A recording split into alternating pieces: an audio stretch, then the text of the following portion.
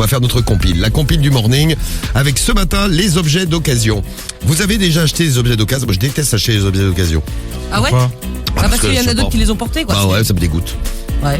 Remarque, moi je ramasse bien tous les objets dans la rue donc. Voilà, c'est marrant parce que toi t'es complètement parano. Toutes les maladies, C'est vrai, tu en ramènes fait. plein d'objets dégueulasses. Toutes les merdes. C'est vrai, ouais. Bah ouais, il y a des C'est bizarre. Il y a des pigeons qui traînent dessus. Ouais, qui mais font je caca dessus. nettoie tout bien. Ah bah il vaut mieux, ouais. Mais t'as vu le petit message que nous envoyait Fabrice tout à l'heure, Fabrice d'Antibes, avec sa meuf qui ramène plein d'objets. Elle a ramené un fauteuil, hop, invasion de puces juste Mais en après. plus, on a ramené un merde. fauteuil. Ah bah voilà, bientôt les puces chez Carriole.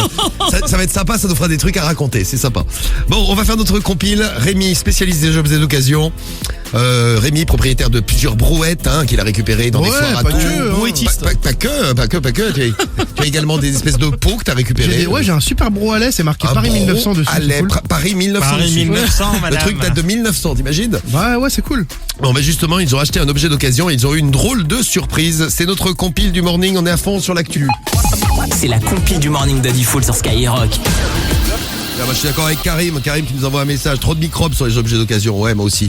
Tiens, il y a Peanut qui dit moi je vends beaucoup sur Vinted et j'achète jamais. Bah t'as bien raison. D'ailleurs, j'ai une petite histoire Vinted à vous raconter dans un instant. On va commencer la compile avec la place numéro 3 de la compile. C'est tout frais, c'est sorti ce week-end ça. Numéro 3. Direction la Floride, aux States. Alors, là, c'est un truc assez, on va dire, banal. C'est une maman qui veut faire plaisir à son fils pour son anniversaire. Du coup, elle va dans un magasin de jeux vidéo et puis elle lui dit, tiens, je vais lui acheter GTA 5. Alors, le jeu il est d'occasion, voilà, très bien. Elle le paye pas trop cher. C'est un jeu pour Xbox.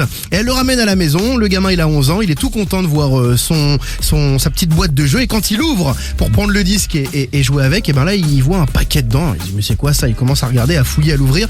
En fait, c'était de la méthamphétamine. Ah, c'est de la Les drogue. petits cachetons de la drogue. Donc forcément la maman a porté plainte contre le magasin et la police a ouvert une enquête. Alors qu'elle aurait pu le revendre. Ouais. Et se faire un petit peu d'argent et acheter d'autres jeux à son fils. Mais Non. ils sont honnêtes en Floride. Ouais, c'est ça. Moi, je vais vous amener en Allemagne. En Allemagne, avec une dame qui a commandé un pantalon sur Vinted. Numéro 2. À la place numéro 2 de la compile, elle a commandé un pantalon, a priori très peu porté, c'est ce qui était écrit sur Vinted. Quand elle l'a reçu, elle a eu un petit cadeau, elle a trouvé une culotte sale dans une des poches, mais une culotte vraiment très dégueulasse. sale. C'est horrible. Bon, elle a fait un scandale, elle n'était pas contente. La vendeuse a refusé de la rembourser, lui a répondu qu'elle pouvait garder le sous-vêtement sale. C'était un cadeau, un petit cadeau en plus, mais c'est vrai.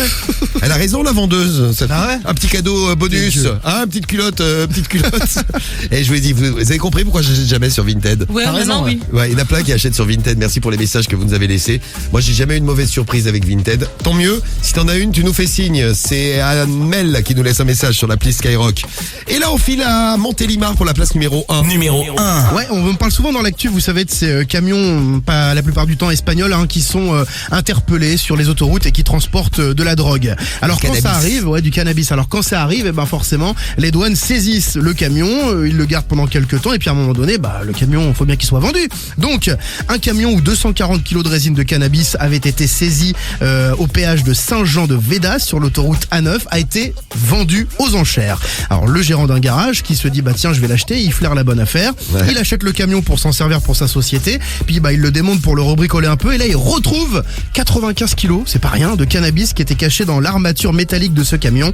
Alors, il a aussi, lui, été honnête et il a redit donc aux policiers qui sont venus récupérer la drogue. Voilà. Oh, les gens sont honnêtes. Même en France, t'as vu, il n'y a pas qu'en Floride que les gens sont honnêtes. 95 kilos de cannabis. Ça fait combien d'argent, ça, tu sais? J'en ai aucune idée, mais ça doit faire quand même beaucoup, hein. Ouais, si vous connaissez le cours du cannabis à la bourse de Paris, vous n'hésitez Au pas. CAC 40. Ouais, bientôt, ça sera peut-être Ah ouais, si c'est les coté à la bourse. Si vous connaissez le prix de 95 kilos de cannabis, allez, vous nous laissez vos messages et puis on en reparle dans un instant.